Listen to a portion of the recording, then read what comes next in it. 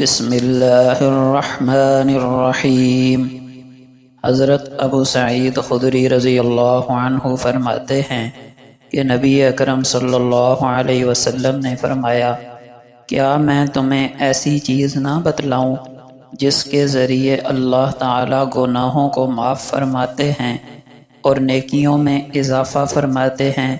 صحابہ کرام رضی اللہ عنہم اجمعین نے عرض کیا، یا رسول اللہ، ضرور ارشاد فرمائیے۔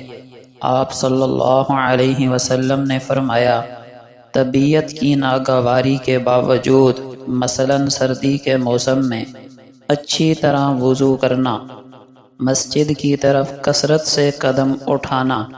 اور ایک نماز کے بعد دوسری نماز کے انتظار میں رہنا۔ جو شخص بھی اپنے گھر سے وضو کر کے مسجد میں آئے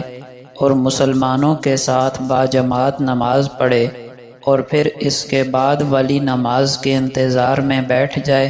تو فرشتے اس کے لیے دعا کرتے رہتے ہیں کہ اے اللہ، اس کی مغفرت فرما دیجئے، اے اللہ، اس پر رحم فرما دیجئے۔ نبی اکرم صلی اللہ علیہ وسلم نے تبوک میں فرمایا کہ مدینہ منورہ میں کچھ لوگ ایسے ہیں کہ ہم نے جو بھی وادی طے کی اور جس جگہ کا بھی سفر کیا جس سے کفار رنجیدہ ہوتے ہیں،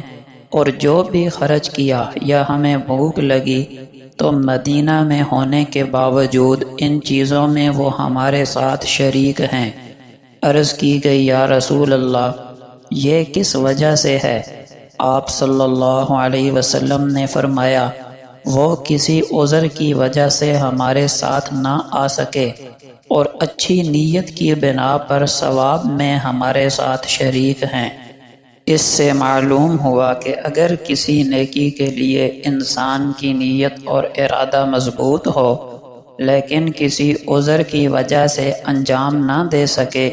تب بھی نامہ اعمال میں مکمل نیکی کا اجر لکھا جاتا ہے۔ سیدنا ابو ہریرہ رضی اللہ عنہ سے روایت ہے کہ رسول اکرم صلی اللہ علیہ وسلم نے فرمایا، جو شخص ہدایت کی طرف دعوت دیتا ہے تو جو لوگ اس کی پیروی کریں گے ان تمام کے اجر کے برابر اسے اجر ملے گا اور ان کے اجر میں سے کمی نہیں ہوگی۔ اسی طرح جو شخص گمراہی کی دعوت دیتا ہے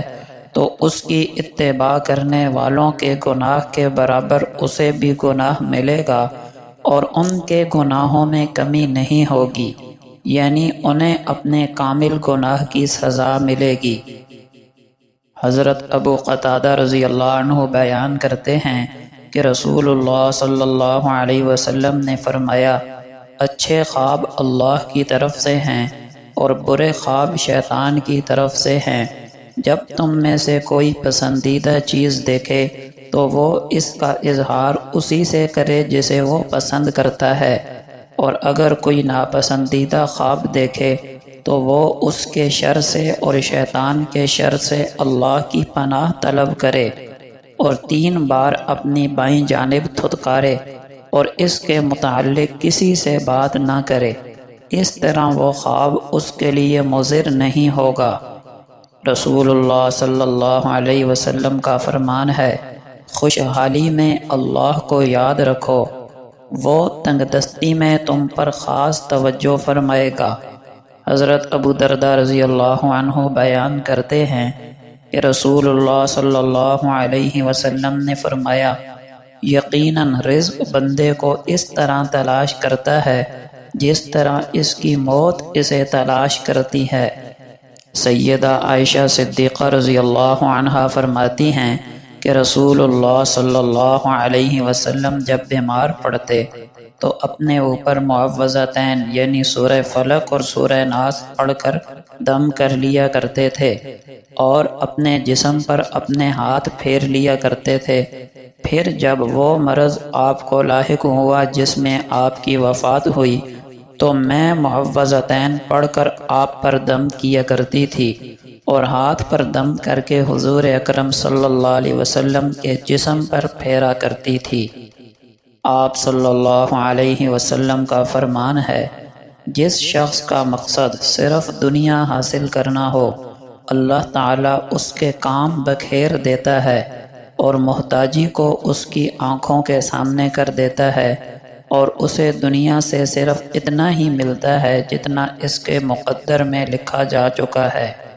اور جس کا مقصود آخرت ہو تو اللہ تعالیٰ اس کے معاملات کو ٹھیک کر دے گا اور اس کے دل کو بے نیازی عطا کرے گا، اور دنیا اس کے پاس ذلیل ہو کر آئے گی۔ رسول اللہ صلی اللہ علیہ وسلم کا فرمان ہے، اگر مجھے اپنی امت یا لوگوں کی تکلیف کا خیال نہ ہوتا تو میں ہر نماز کے لیے ان کو مسواک کا حکم دے دیتا۔ نبی اکرم صلی اللہ علیہ وسلم کا فرمان ہے، میں نے تو یہ ارادہ کر لیا تھا کہ نماز کی جماعت قائم کرنے کا حکم دوں، خود ان لوگوں کے گھروں میں جاؤں جو جماعت میں حاضر نہیں ہوتے، اور ان کے گھروں کو جلا دوں۔